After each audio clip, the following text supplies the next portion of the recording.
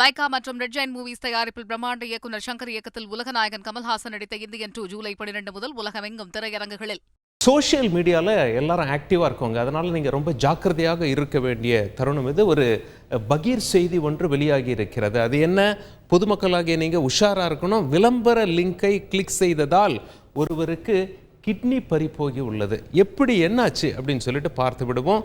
சம்பவம் எங்கே அரங்கேறி இருக்குன்னு பார்த்தீங்கன்னா ஆந்திராவில் அரங்கேறி இருக்கு. ஆட்டோ டிரைவர் ஒருவர் 31 வயதாகிறது அவருக்கு தான் அந்த கிட்னி பறிப்போகி இருக்கிறது. அவருடைய நிதி நிலை என்னென்னா ரொம்ப பரிதாபமாக இருக்குங்க. என்னாச்சு அப்படின்னு சொல்லி சொல்கிறோம் பாருங்கள். ஒரு லோன் ஆப் மூலமாக அவர் லோன் வாங்கியிருந்தார். வட்டி மேலே வட்டி போட்டு அந்த லோனை அவர் திருப்பி கட்ட முடியல. குழந்தைங்களுடைய படிப்பு செலவுக்கு பணம் தேவைப்படுது. கையில் நகையோ பணமோ எதுவும் இல்லை. உறவினர்கள்கிட்ட இருந்தால் எந்த உதவி இல்லை. அவர் எப்படியாவது நமக்கு பணம் கிடைக்காதா என்று தேடி கொண்டிருந்த நேரத்தில் அவருக்கு ஃபேஸ்புக்கில் ஒரு லிங்க் தெரியுது. அந்த லிங்க்கில் என்ன வருது அப்படின்னா, இந்த மாதிரி ஒருவருக்கு கிட்னி தேவைப்படுகிறது, நீங்கள் கிட்னியை கொடுத்தால் உங்களுக்கு 30 லட்சம் ரூபாய் கொடுக்கப்படும் என்ற லிங்கை பார்க்கிறார். லிங்கை கிளிக் செய்கிறார்.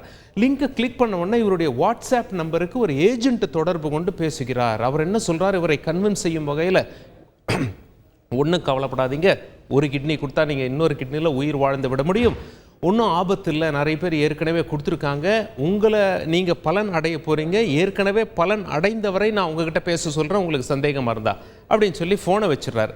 பிறகு ஒரு பெண்மணி பேசுகிறாங்க. அவங்க ஃபோன் போட்டு என்ன சொல்கிறாங்க? சார், இந்த மாதிரி இன்னார் தான் உங்களுடைய நம்பர் கொடுத்தாரு, ஏற்கனவே நான் இந்த மாதிரி கிட்னி கொடுத்து 30 லட்சம் ரூபா சம்பாரிச்சிருக்கேன் அப்படின்னு சொல்லி அந்த பெண்மணி பேச, 30 லட்ச ரூபா வந்துடும், ஒன்றும் கவலைப்படாதீங்க, இது ஒரு சின்ன ப்ரொசீஜர் தான், கிட்னி கொடுத்தாலும் நாம் நல்லா இருக்கலாம், ஒன்றும் பிரச்சனை இல்லை அப்படி இப்படின்னு சொல்லி இவரை கன்வின்ஸ் செய்வதை போல, ஒப்புக்கொள்ள செய்வதை போல அந்த பெண்மணி ஒரு நாடகம் ஆடுகிறார்.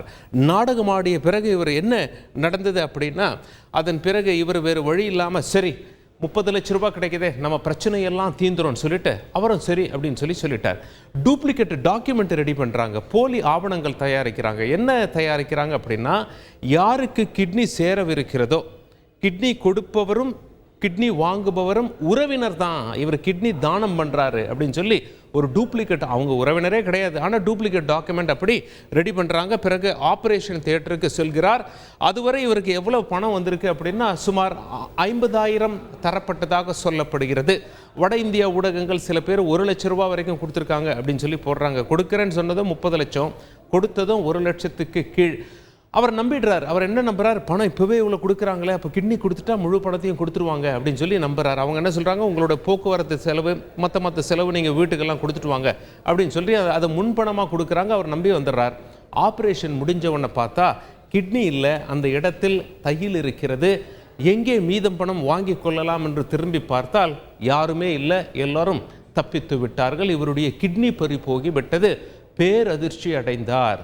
30 லட்ச ரூபாய்க்கு நமக்கு வெறும் 50,000 ரூபா கொடுத்துருக்காங்களே அப்படிங்கிற ஒரு அதிர்ச்சியில் போலீஸ்கிட்ட போய் புகார் சொன்ன உடனே தான் இந்த செய்தியே ஊடகத்துக்கு தெரிய வருது. அடடா, இப்படி ஒரு சம்பவம் ஆந்திராவில் இந்த இடத்துல நடந்து போயிருக்கு அப்படின்னு சொல்லி. போலீஸ் என்ன சொன்னாங்க? அந்த மருத்துவமனை எப்படி இப்படி செய்யலான்னு சொல்லி அந்த மருத்துவமனையை விசாரணை கூப்பிட்டுருக்காங்க, சம்மந்தப்பட்டவங்களை. அங்கே உள்ள மருத்துவர்கள் என்ன சொல்கிறாங்களா, இல்லைங்க, மருத்துவமனை எப்படி சம்மந்தப்படும், இவங்க தயாரித்தது டூப்ளிகேட் டாக்குமெண்ட், போலி ஆவணங்கள்னு எங்களுக்கு எப்படி தெரியும், ஆவணங்கள்லாம் கரெக்டாக இருந்தது, அந்த அடிப்படையில் ஒருத்தர் கிட்ட இருந்து கிட்னி எடுத்தோம், இன்னொருத்தருக்கு கிட்னி வச்சோம், எங்களை பொறுத்த வரைக்கும் உறவினர்கள் அப்படின்னு சொல்லி சொன்னாங்க, இவங்களுக்குள்ள இருக்க பணப்பரிமாற்றம் எங்களுக்கெல்லாம் தெரியாது இல்லையா அப்படின்னு சொல்லி மருத்துவமனை கைவிரித்து விட்டது. இவரோ சமூக வலைத்தளத்தில் ஒரு லிங்க் பார்த்து கிளிக் பண்ணிட்டு தன்னுடைய கிட்னியை 30 லட்ச ரூபாய்க்கு வித்துடலாம் அப்படின்னு சொல்லி முயற்சி எடுத்து 1 லட்ச ரூபாய் கூட பெறாத நிலையில் தற்பொழுது கிட்னியை இழந்து போலீஸ் ஸ்டேஷனுக்கு நடையாக நடந்து கொண்டிருக்கிறார். அவருடைய குடும்ப பிரச்சனையும் தீரவில்லை. ஏற்கனவே அவர் லோன் ஆப்பில் வாங்கின லோன்லாம் வட்டியெல்லாம் அதிகமாகி போச்சு. பசங்களுக்கு படிப்பு செலவுக்கு பணம் தேவைப்படுது. இவரோ கிட்னியை தொலைத்து விட்டு நிற்கிறார். பொதுமக்களாகிய நீங்கள் சமூக வலைதளங்களில் இது போன்ற விளம்பரங்கள்லாம் பார்த்தீங்கன்னா ரொம்ப ஜாக்கிரதையாக இருக்கணும். கிட்னியை விற்பது தவறு, காசுக்காக அவ்வாறு செய்யக்கூடாது. நீங்கள் மிக மிக ஜாக்கிரதையாக இருக்கணும். அப்படி நம்பி உள்ளே போனீங்கன்னா இதற்கென்றே ஒரு மாஃபியா செயல்பட்டு கொண்டிருக்கிறது.